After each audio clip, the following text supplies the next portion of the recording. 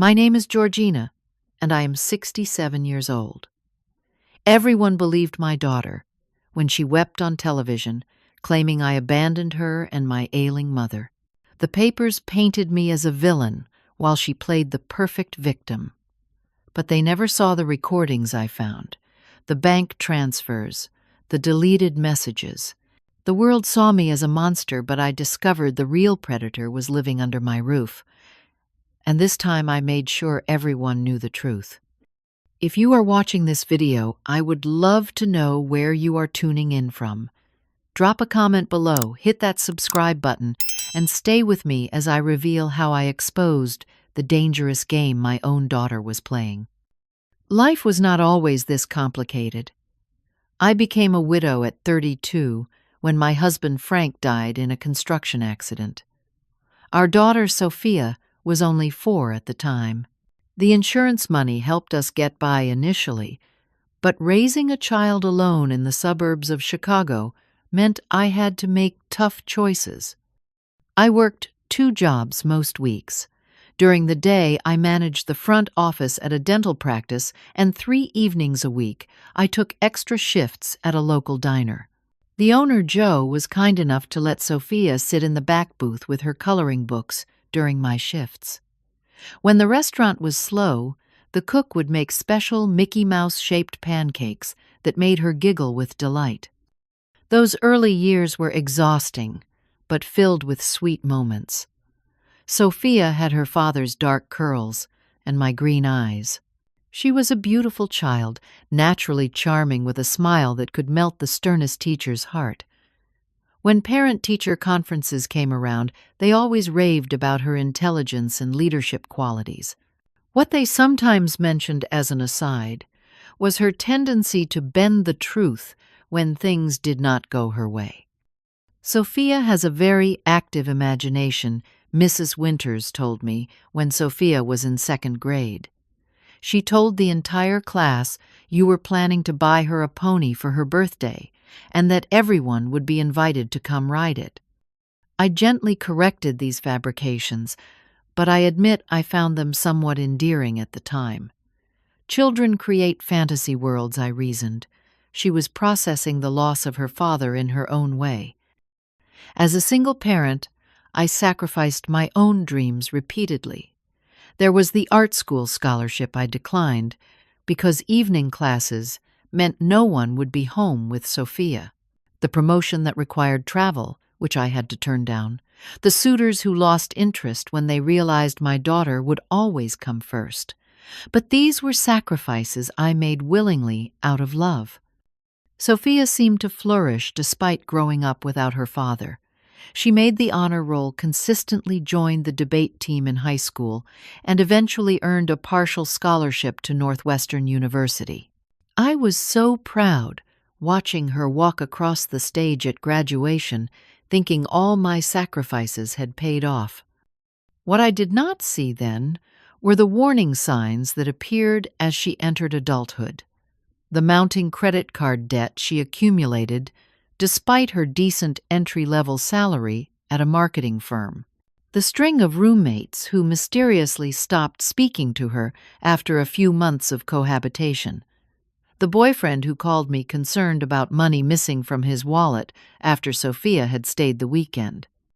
I dismissed these as young adult growing pains. Everyone makes mistakes while finding their way, I told myself. Everything changed when my mother Eleanor began experiencing health problems. At 87, she had maintained remarkable independence in her modest but comfortable home across town. The first time she fell in the shower and could not reach her phone for 3 hours, I knew things needed to change. "I am perfectly capable of taking care of myself," she insisted, from her hospital bed, the bruise on her forehead belying her words. "Mom, I know you are. But what if you had hit your head harder? What if you had broken a hip? Please consider moving in with me. I have the extra bedroom on the 1st floor. You would not have to climb any stairs." She resisted initially, as I expected. Eleanor Thompson had lived on her own since my father died 15 years earlier. She was proud of her independence and had accumulated modest wealth through careful saving and smart investments. The three-bedroom house I now owned had actually been purchased with her help when Sophia was little.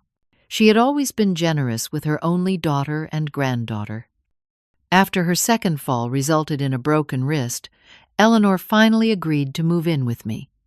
Sophia, who had her own apartment by then, seemed surprisingly supportive of the arrangement.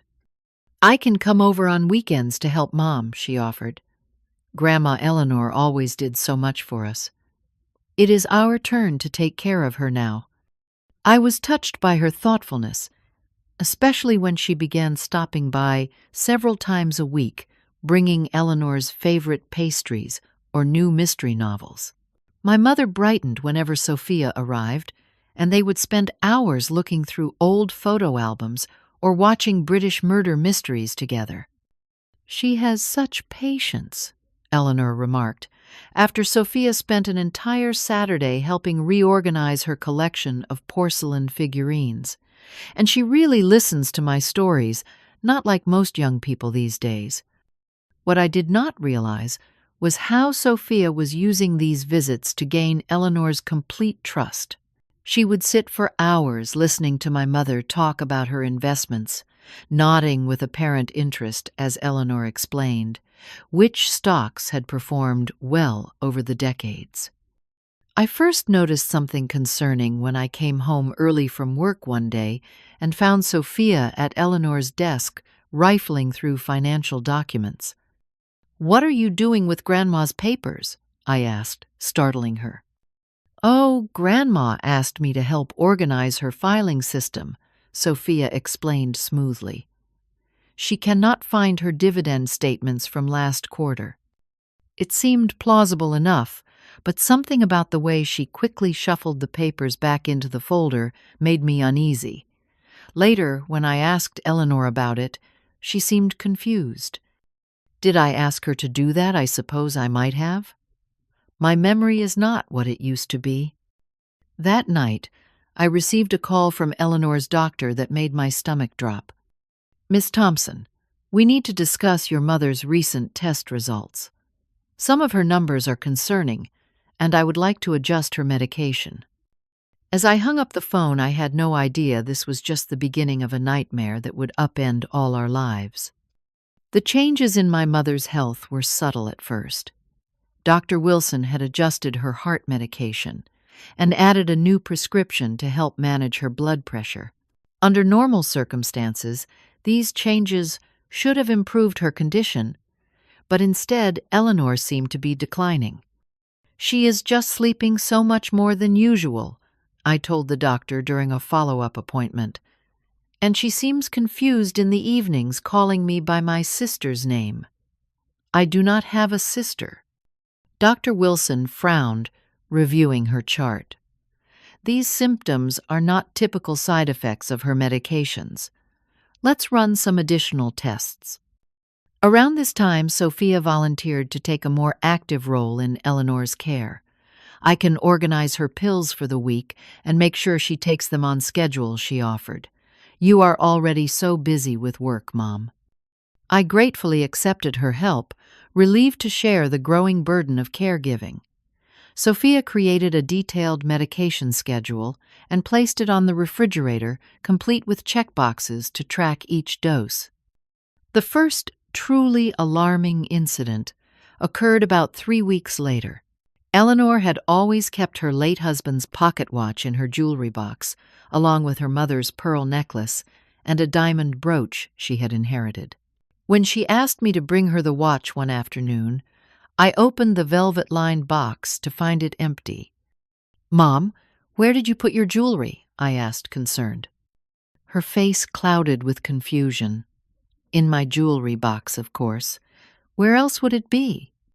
We searched her room thoroughly, but the items were nowhere to be found. When I mentioned the missing valuables to Sophia, she shook her head sadly.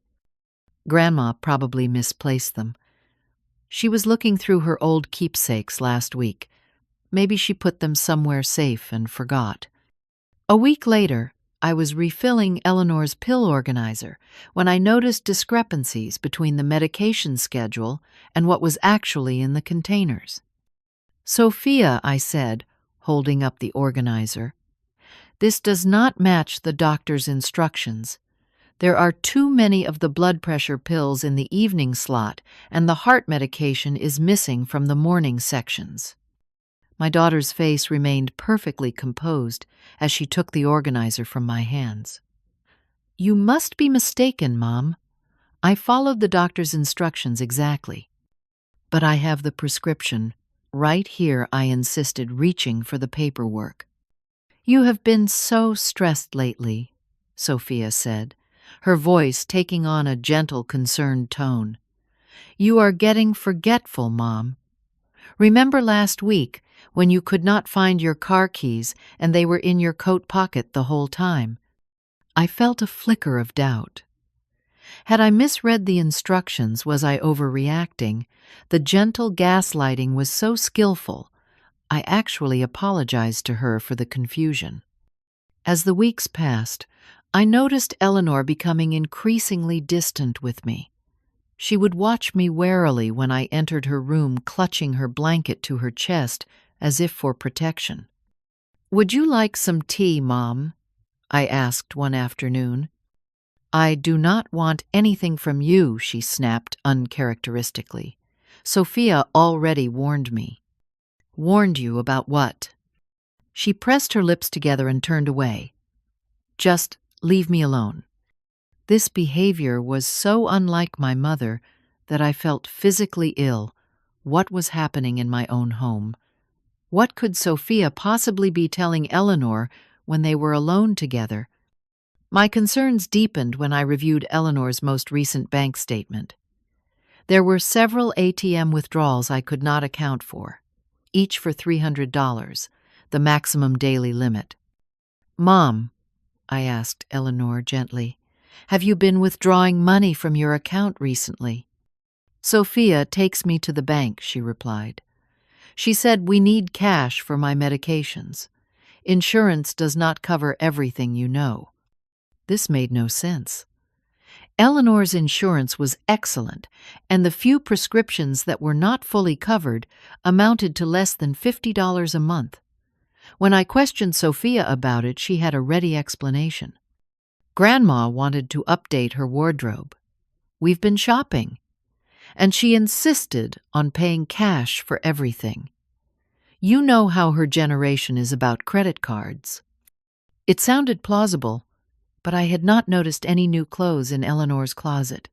Still, Sophia's explanation was delivered with such sincerity that I found myself nodding along despite the alarm bells ringing in my head. The situation grew more bizarre when Eleanor accused me of stealing from her one evening. "You think I do not notice things going missing?" she demanded, her voice trembling with anger. "My pearl earrings, my savings bonds.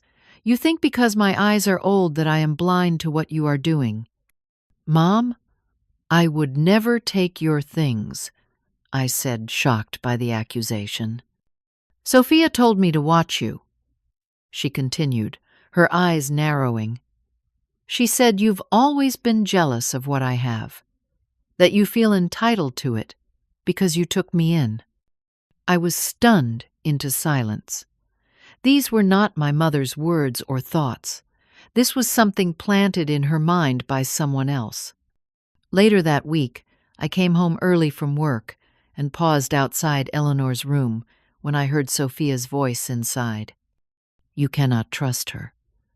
"Grandma," my daughter was saying in a low, urgent tone. "She's been moving your things, taking a little at a time, hoping you will not notice. That is why you cannot find anything." "But she is my daughter," Eleanor replied, her voice wavering. "And I am your granddaughter, Sophia," countered smoothly. "I am only telling you this because I care about you. Someone needs to protect you." I stood frozen in the hallway, unable to believe what I was hearing. My own daughter was deliberately turning my mother against me. But why? The next disturbing revelation came from my neighbor, Judy Wilson, who stopped me as I was collecting the mail. "Georgina, I am not one to gossip," she began, which usually meant exactly the opposite. "But I have been seeing some strange men coming to your house when you are at work. Your daughter lets them in, and they stay for hours sometimes." "Maybe they are her friends," I suggested weakly. Judy shook her head. "They do not look like friends to me. One of them was wearing a suit carrying a briefcase, looked like a lawyer or an accountant, and they always come when you are not home. That evening, while helping Eleanor prepare for bed, I noticed something poking out from under her mattress. After she fell asleep, I carefully pulled it out. It was a cheap burner phone, the kind you can buy with cash at any convenience store.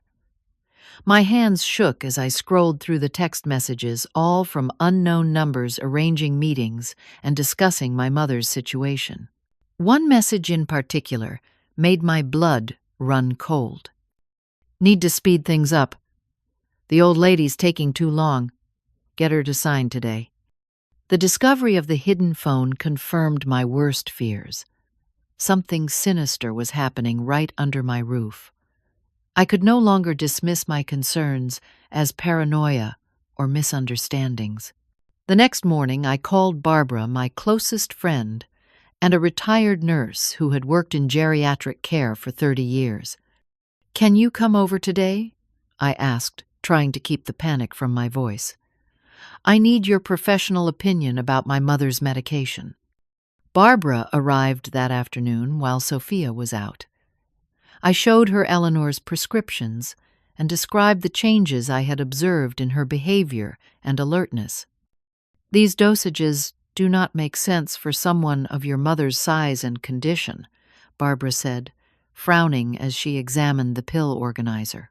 "The way these are arranged, she would experience confusion, lethargy, and possibly hallucinations. Georgina, this is not an accident. Someone is deliberately manipulating her medication." The confirmation of what I had suspected sent a chill through me. My daughter has been managing her medications. Barbara's expression was grave. "You need to document everything and contact her doctor immediately. This could be considered elder abuse." When I tried to call Dr. Wilson's office, I discovered Sophia had already been there. The receptionist informed me that my daughter was now listed as Eleanor's primary caregiver and medical proxy. "When did this change?" I asked, stunned. "Last week. We have the signed paperwork on file." I realized with growing horror that Sophia was methodically cutting me out of my mother's care. She was positioning herself as Eleanor's protector while simultaneously isolating her from me. That evening, I overheard Sophia on the phone in the kitchen. "Yes, I am very concerned about my mother's mental state," she was saying in a worried tone. "She has been forgetting things, misplacing items, and now she is accusing me of stealing. I think she might need a psychological evaluation." The next day, my cousin Janet called. "Georgina, are you okay? Sophia called me yesterday very upset. She said you have been behaving erratically, making wild accusations. She thinks you might be experiencing early-onset dementia." "That is absolutely not true," I said, fighting to keep my voice steady. Well, she sounded genuinely concerned. "Said you have been under tremendous stress caring for Eleanor, and it might be taking a toll on your mental health." One by one, Sophia contacted my friends and family members, planting seeds of doubt about my mental stability. Within weeks, people who had known me for decades were treating me with caution, asking if I was feeling all right, and suggesting I take some time for myself. Meanwhile, Sophia had begun consulting with lawyers about establishing legal guardianship over Eleanor, claiming I was no longer fit to care for her. I discovered this when a legal document was accidentally delivered to me instead of her apartment. The isolation was systematic and effective. Sophia scheduled Eleanor's doctor appointments when I was at work. She arranged for a home health aide who reported only to her. She installed a new lock on Eleanor's bedroom door for her safety. Rumors began circulating in our community about my supposed mistreatment of my mother. Neighbors who once stopped to chat now avoided eye contact. I received anonymous notes in my mailbox suggesting I stop abusing the elderly and seek help before it is too late. Each time I tried to document my concerns, I was met with skepticism and dismissal. When I showed Eleanor's regular doctor the discrepancies in her medication, he suggested that perhaps I had confused the pills myself. When I mentioned the financial irregularities to the bank, they informed me that Sophia was now a co-signer on all of Eleanor's accounts, making the withdrawals perfectly legal. Your daughter explained that you have been under tremendous stress, the bank manager said sympathetically. She is just trying to help manage things while you focus on your health. The final blow came when Sophia formally accused me of elder abuse. She claimed to have photographic evidence of bruises on Eleanor's arms, bruises that I suspected Sophia had either caused herself or documented out of context after my mother's frequent falls. The police arrived one morning to conduct a wellness check. Officer Jenkins seemed to have already made up his mind before even entering our home. "We received a very concerning report, Mrs. Thompson," he said, refusing to meet my eyes. "We need to speak with Eleanor alone." When they emerged from my mother's room 30 minutes later, Officer Jenkins informed me that a temporary restraining order would be issued, preventing me from being alone with my mother. "This is based on Mrs. Eleanor Thompson's own testimony," he said firmly. "She states that she fears for her safety in your presence." I was devastated. She is confused. Her medication has been tampered with. Please, can you order an independent medical evaluation? "The judge will determine what evaluations are necessary at the hearing," he replied coldly. 3 days later, I returned from grocery shopping to find my personal belongings thrown onto the front lawn.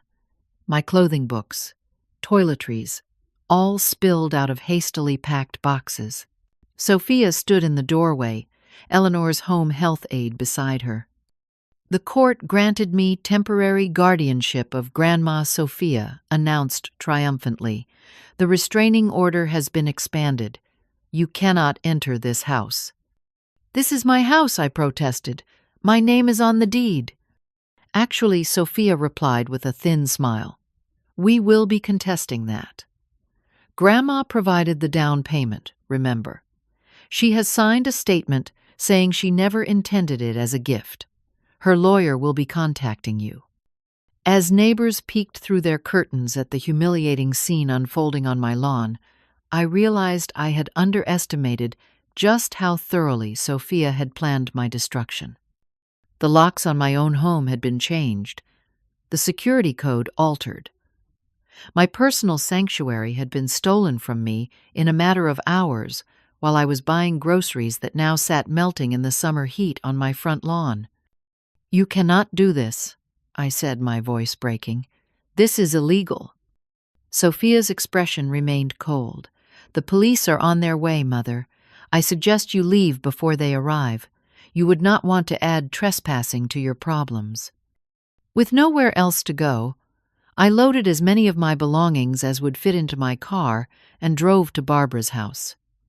My friend welcomed me without hesitation, setting up her guest room as a temporary refuge. "You can stay as long as you need to," she assured me. "We will fight this together." The following week, Sophia escalated her campaign against me. She gave a tearful interview to the local news station, positioning herself as the heroic daughter who had uncovered her own mother's abuse. "It was the hardest thing I have ever had to do," she said, dabbing at her eyes with a tissue. "But when I realized what was happening to my grandmother, I could not stay silent. Elder abuse is a silent epidemic in this country." The segment included blurry photos of bruises on an elderly woman's arms and statements from anonymous sources claiming I had a history of erratic behavior. They showed video of my house referring to it as the House of Horrors, where Eleanor Thompson endured months of neglect and financial exploitation. The public backlash was swift and merciless. My car was vandalized in Barbara's driveway, the word abuser spray painted across the hood. I received threatening phone calls at all hours. My employer called to inform me they were going in a different direction and my services would no longer be needed. Social media became a nightmare. People I had never met shared the news story, adding their own embellishments. "Lock her up" became a common refrain in the comments. Some posts included my photo, warning others about the monster who abused her own mother. Depression settled over me like a heavy blanket. I could barely get out of bed in the mornings. What was the point? My reputation was destroyed. My home taken. My mother turned against me. My own daughter had orchestrated my complete downfall, and for what money control, the sheer malice of it was incomprehensible. "Maybe I should just leave town," I told Barbara one evening. "Start over somewhere new where no one knows me." "That is exactly what she wants," Barbara replied firmly. "For you to give up and disappear. I did not know your daughter was capable of something like this, but I know you. I have known you for 25 years, and you are not who she is painting you to be." Barbara's unwavering support kept me from completely collapsing, but the road ahead seemed impossibly steep. I had secured a lawyer, but he was pessimistic about our chances. "They have Eleanor's testimony, Georgina. Unless we can prove she is being manipulated or that her capacity is compromised, the court tends to take elder testimony very seriously." To make matters worse, Margaret, one of Eleanor's oldest friends, called me in distress. "I tried to visit Eleanor yesterday, but Sophia would not let me in," she said. She claimed Eleanor was too tired for visitors. Through the window I saw Eleanor waving at me, but Sophia closed the curtains. Margaret hesitated before continuing. "There is something else. Last month, Eleanor called me very confused. She said Sophia was pressuring her to change her will and sign over power of attorney. She asked me what she should do. I told her to talk to you, but she said Sophia had convinced her you were after her money." This new information strengthened my resolve, but my legal representation was ineffective against Sophia's expensive lawyers. She had somehow secured the funds to hire one of the top elder law attorneys in the state while I was scraping by on my rapidly dwindling savings. The court date for the permanent guardianship hearing was approaching rapidly. My lawyer warned me that without substantial new evidence, the temporary orders would likely be made permanent. I would lose my mother, my home, and any remaining dignity I had left. In my darkest moment, I seriously considered Barbara's guest room closet and the belt hanging there. How simple it would be to end this humiliation and pain. What stopped me was the thought of Sophia winning completely of my mother, spending her final days being exploited by my own child, with no one left to fight for her. The local community that had once been my support system now viewed me with suspicion and hostility. When I ventured out for job interviews, I could feel the stares and whispers. One woman in the grocery store recognized me from the news and loudly told her companion, "That is her, the one who beat up her elderly mother for her money." I lost 15 pounds in 3 weeks, unable to eat or sleep properly. The stress manifested physically in hives that covered my arms and chest. The person who looked back at me from Barbara's bathroom mirror was a ghost of who I had been, with hollow eyes and graying skin.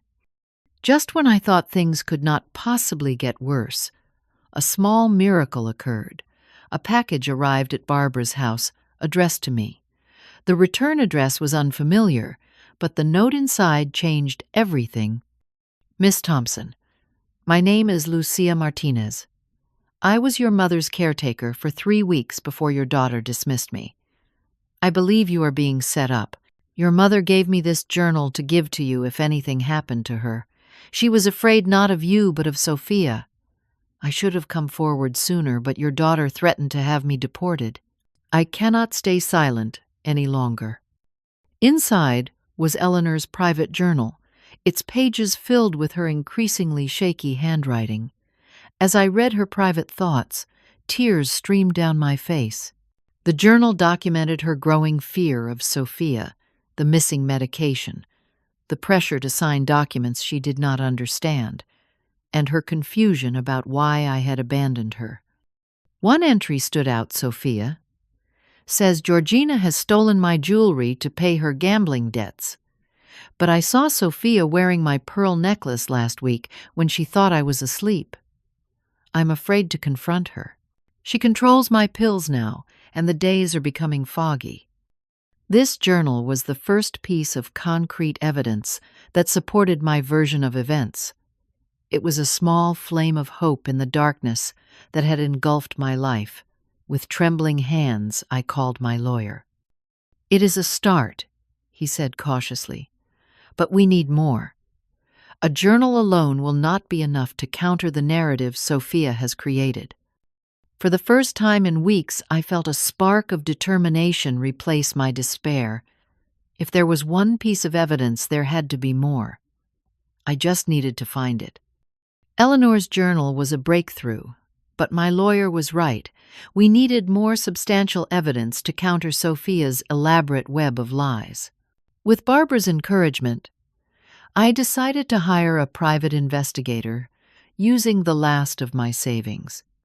Thomas Blake was a former fraud investigator who had opened his own practice after retiring from the FBI. He was in his 60s with a weathered face and observant eyes that missed nothing. Financial exploitation of the elderly often leaves a paper trail, he explained during our first meeting. If your daughter is doing what you suspect, she has made mistakes somewhere. Nobody is perfect. Thomas began by investigating Sophia's financial situation. He discovered she was in significant debt with maxed-out credit cards, unpaid student loans, and a gambling problem she had successfully hidden from me. She has been to the casino in Hammond at least twice a week for the past year, Thomas reported, showing me surveillance photos of Sophia entering the Riverboat Casino. According to my sources, she has lost over $40,000 in the last 6 months alone. The motive was becoming clearer. My daughter was desperate for money, and my elderly mother, with her modest but significant savings, presented an opportunity. Thomas methodically built a case piece by damning piece.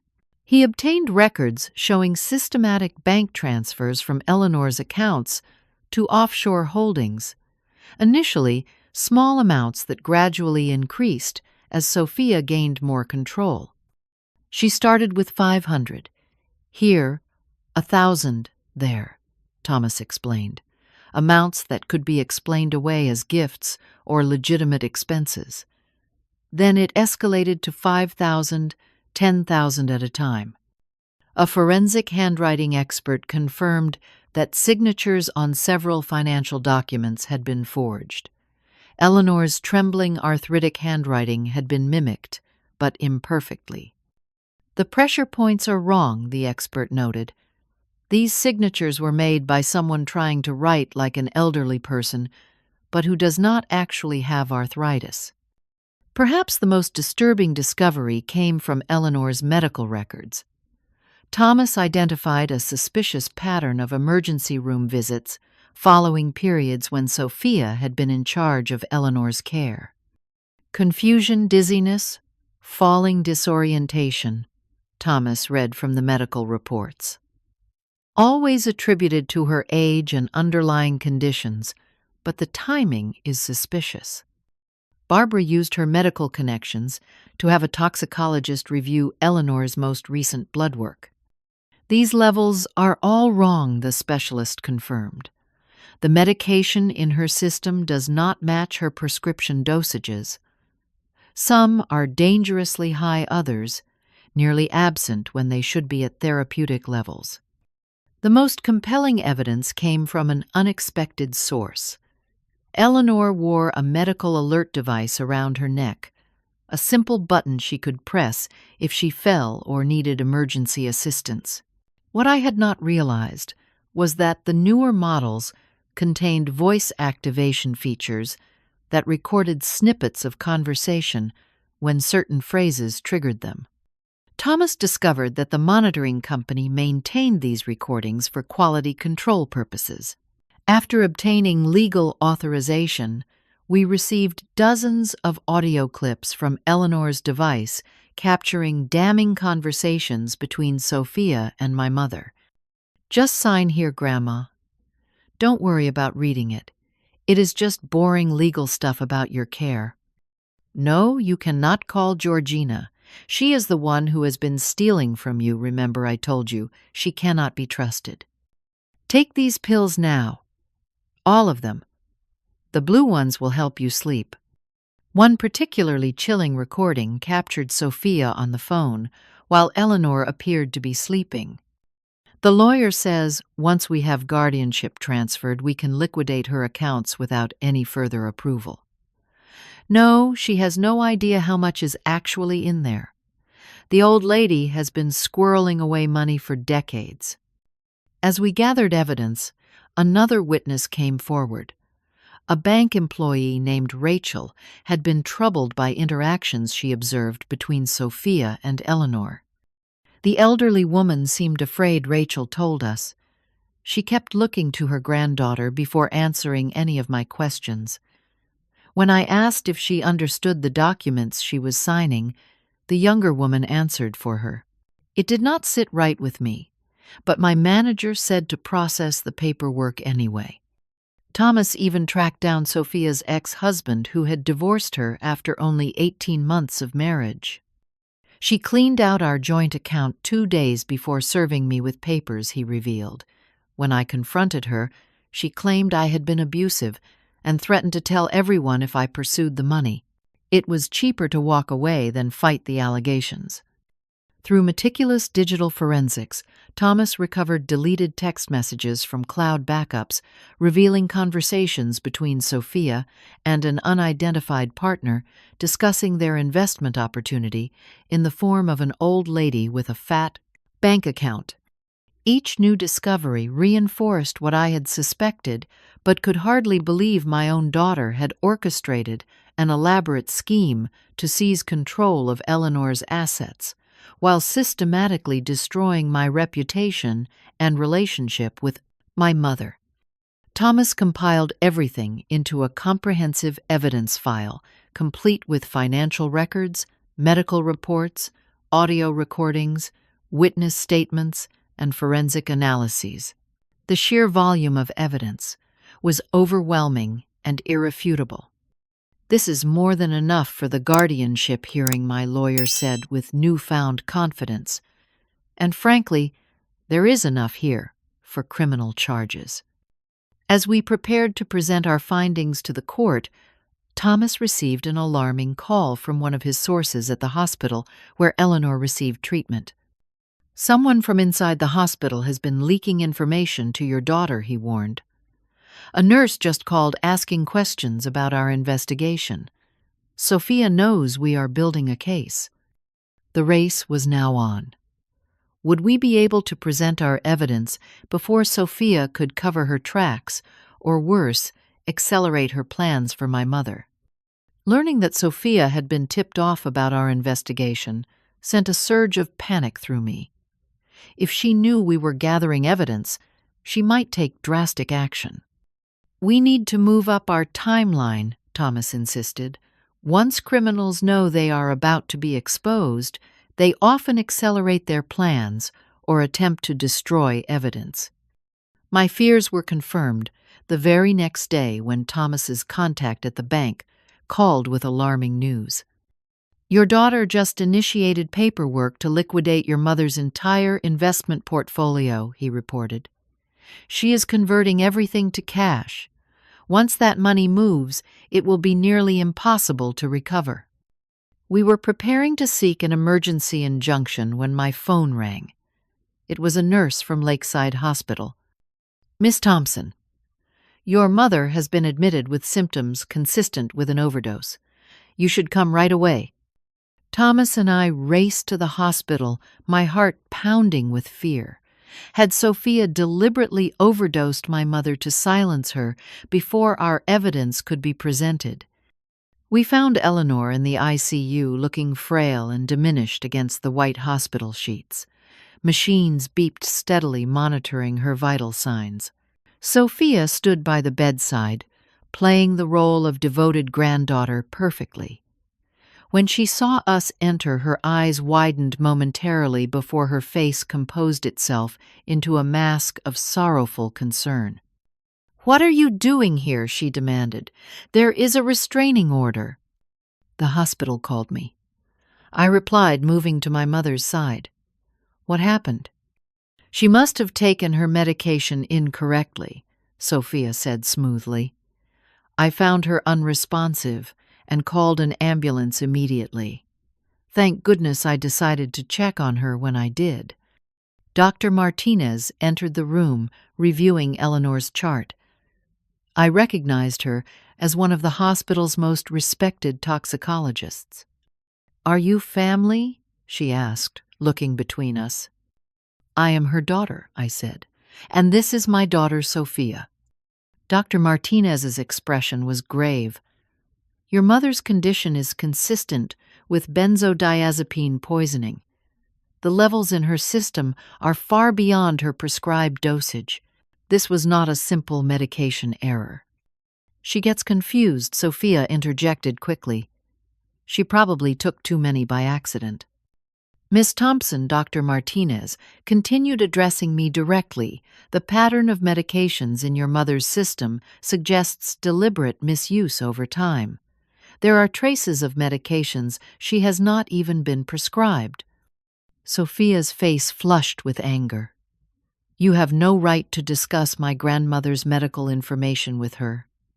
I have medical power of attorney and a court order protecting Grandma from this woman."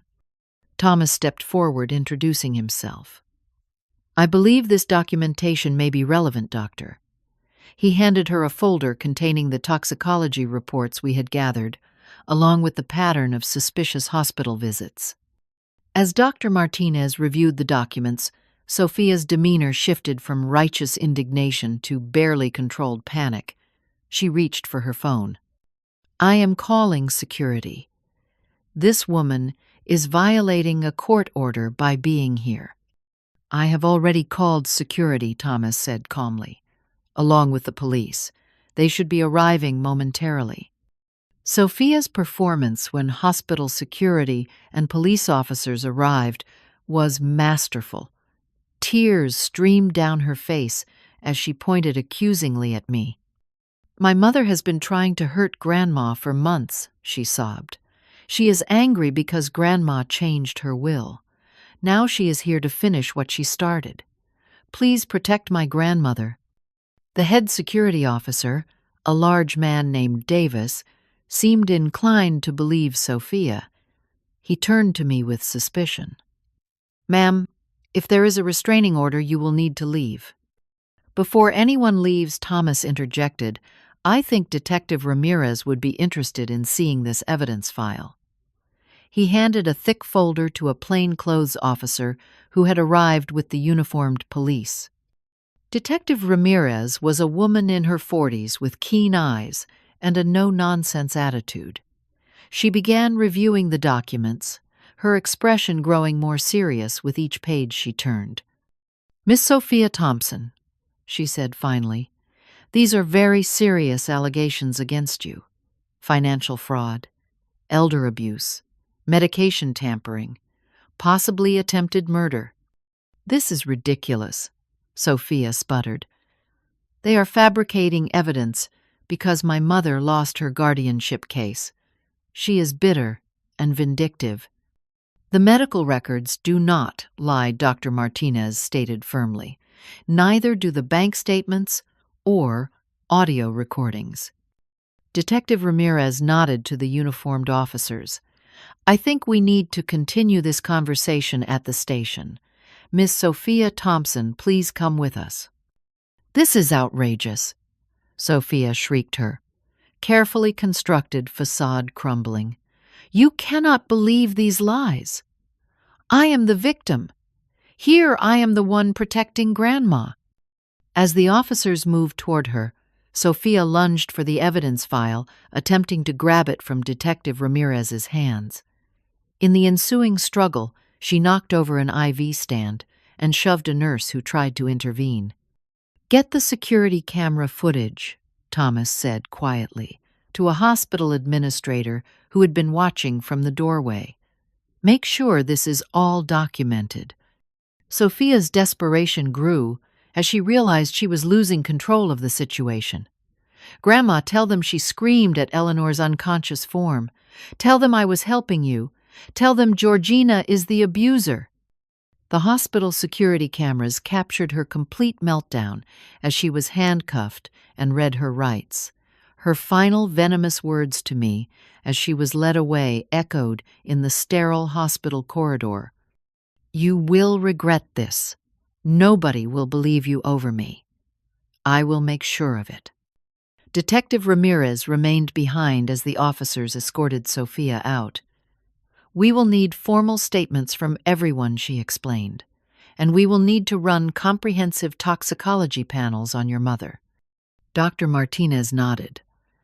"I am already ordering a full screen. Based on what I have seen so far, the results will likely support the allegation of deliberate medication misuse." As the initial chaos subsided, I sat by my mother's bedside, gently taking her frail hand in mine. After months of being kept from her, I could finally be here when she needed me most. "Is she going to recover?" I asked Dr. Martinez. "The next 24 hours will be critical," she replied honestly. "But your mother appears to be a fighter. Now that she will be receiving the correct medications in the proper dosages, I am cautiously optimistic." Later that evening, as I maintained my vigil by Eleanor's side, her eyelids fluttered open. She looked confused at first, then her gaze focused on my face. "Georgina," she whispered hoarsely, "is it really you?" Tears spilled down my cheeks as I squeezed her hand. "Yes, Mom, it is really me. I am here now, and I am not going anywhere." Her next words confirmed everything we had uncovered. She lied to me. "Sophia, said you had abandoned me, said you were stealing from me." I did not want to believe her, but the pills made everything so foggy. "I know, Mom, I know. But it is over now. You are safe." As Eleanor drifted back to sleep, Detective Ramirez approached with news. "We found additional evidence at your home," she said quietly. "Financial documents, altered medication, notes detailing the scheme. Your daughter appears to have been planning this for over a year." The detective's expression softened slightly. "Miss Thompson, I owe you an apology. When we received the initial reports about you, we accepted them at face value. We should have investigated more thoroughly." As I sat in that hospital room watching my mother breathe, I realized that while one nightmare was ending, another journey was just beginning the long road to justice and healing. The weeks following Sophia's arrest were a whirlwind of legal proceedings, medical appointments, and gradual reclamation of all that had been taken from me. The investigation expanded quickly as authorities discovered the extent of Sophia's crimes spanned multiple jurisdictions. "She had accounts set up in 3 different states," Detective Ramirez explained during one of our many meetings, "and offshore holdings in the Cayman Islands. We are still tracing all the money, but we have already recovered nearly 60% of your mother's assets." The media narrative shifted dramatically once the evidence became public. The same news station that had portrayed me as a monster now ran an exposé on the granddaughter who almost got away with it. They interviewed expert prosecutors, elder abuse advocates, and even former friends of Sophia who came forward with stories of her manipulation and deceit. I declined all interview requests, focusing instead on Eleanor's recovery. After a week in the hospital, she was stable enough to be transferred to Oakwood Care Center, a specialized facility with an excellent reputation for rehabilitating elderly patients who had experienced trauma. "Your mother is making remarkable progress," Dr. Keller, the center's director, told me during one of my daily visits. "Now that she is receiving the correct medications and the proper dosages, her cognitive function is improving steadily." I was granted temporary guardianship of Eleanor while the legal system untangled the mess Sophia had created. With Thomas's help, we hired financial forensic experts to trace and reclaim my mother's stolen assets. When reporters asked for my statement about Sophia, I refused to express hatred or seek vengeance. "This case is about protecting the vulnerable," I said simply. "I hope it serves as a warning and educational tool for others who might be experiencing similar situations." My approach resonated with the community that had once vilified me. Gradually, former friends and neighbors reached out with apologies and offers of support. The police department issued a formal apology for their handling of the initial reports, and Officer Jenkins personally came to express his regret for his role in enforcing the fraudulent restraining order. "We will be implementing new training protocols," he assured me, "to help officers better recognize signs of false accusations and financial exploitation of the elderly." Eleanor's recovery was not linear. Some days were better than others. The medication tampering had taken its toll, and at 87, her body struggled to regain equilibrium. But there were beautiful moments of clarity, when the mother I knew shone through the fog. "I always knew something was wrong," she told me during one such lucid period. "But she was so convincing, Georgina, and the pills made everything so confused. When I tried to question her, she would change my medication, and everything would become fuzzy again." "It was not your fault, Mom," I assured her, holding her hand. "She manipulated everyone, not just you." The criminal proceedings against Sophia moved forward steadily. Faced with overwhelming evidence, her attorneys negotiated a plea deal rather than risk a trial. "She will serve a minimum of 7 years," the prosecutor informed me, "and make financial restitution to the extent possible." Given the deliberate and prolonged nature of her crimes, the judge was not inclined to show leniency. I felt no joy at this news, only a profound sadness that my daughter had chosen such a dark path. The psychologist I had begun seeing helped me process these complicated emotions. "You can mourn the daughter you thought you had," Dr. Lewis explained, "while accepting the reality of who she actually is. Both things can be true simultaneously." My own healing journey was challenging. There were nights I woke in a cold sweat, reliving the humiliation of seeing my belongings thrown onto the lawn. Days when a chance remark would trigger a flashback to the isolation and gaslighting. But I was not alone in my recovery. Barbara remained my steadfast support, opening her home to me until the legal issues with my house were resolved. "What are best friends for if not housing you during elder abuse scandals?" she joked her humor, helping to lighten even the darkest days. I joined a support group for victims of family fraud, finding solace in the stories of others who had experienced betrayal by those they should have been able to trust implicitly. Sharing my experiences helped not only my healing but provided insight and courage to others still fighting their battles. Gradually, extended family members who had believed Sophia's lies reached out to reconnect. My cousin Janet organized a family dinner where many offered tearful apologies for doubting me. "We should have known better, my Uncle Frank," said his voice breaking. "You have always been the dependable one, the caregiver. We failed you when you needed us." You were manipulated by an expert, I replied, finding forgiveness easier than I had expected. She fooled doctors, lawyers, and the police. How could you have known? 6 months after Sophia's arrest, Eleanor developed pneumonia. Despite the best medical care, her weakened system struggled to fight the infection. I spent every day by her side, reading her favorite poetry, holding her hand, and assuring her she was loved.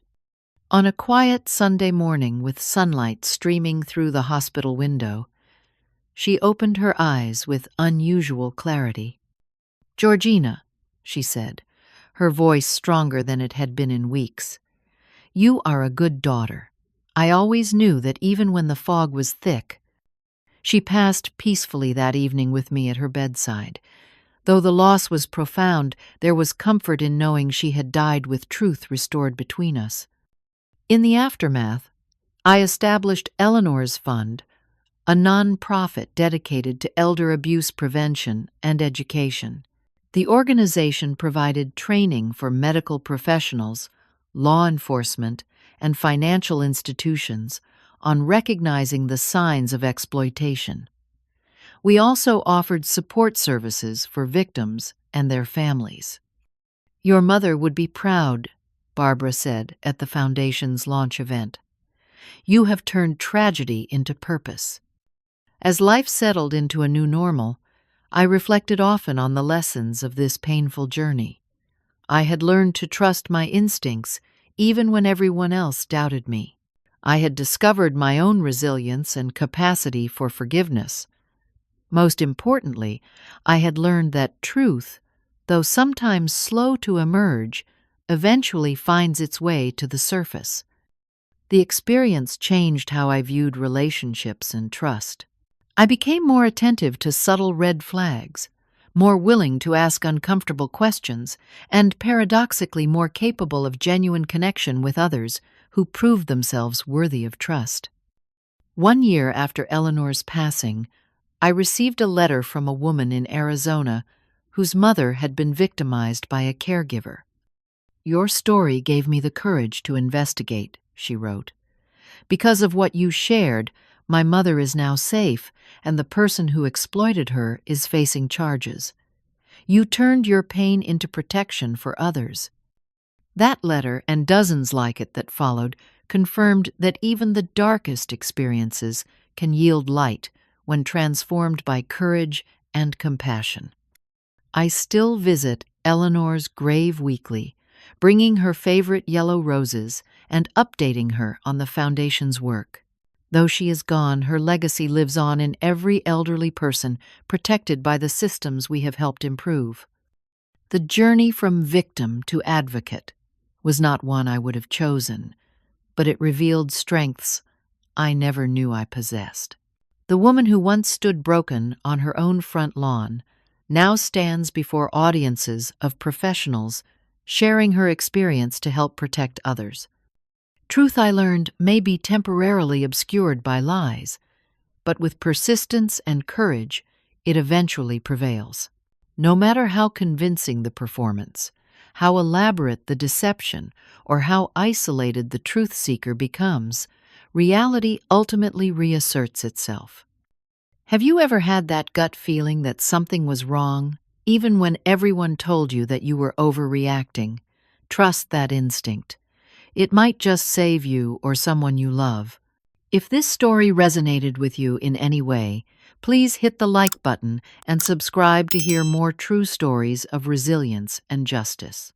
Share this video with someone who might need to hear that they are not crazy for questioning what does not feel right.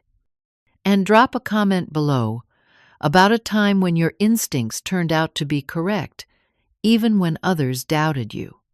Thank you for listening to my story. Remember, the truth may take time to surface, but it always finds its way into the light.